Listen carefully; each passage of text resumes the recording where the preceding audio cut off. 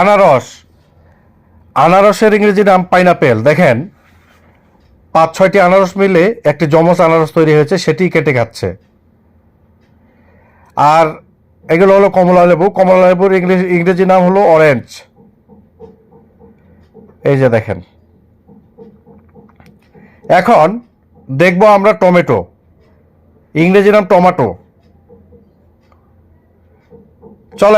চলে যাই মাস্কমেলন দেখতে, ঠিক বাঙ্গি জাতীয় ফল মাস্কমেলন,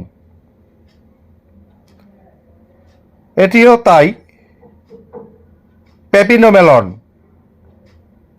এই যে দেখেন। আর এটি আখ, আখের ইংরেজি নাম তো জানেন সুগার ক্যান। এটি থেকে চিনি উৎপন্ন করা হয়, এটির রসও অনেক ভালো। লাইক কমেন্ট শেয়ার করে পাশে থাকবেন, সবাই সুস্থ থাকবেন।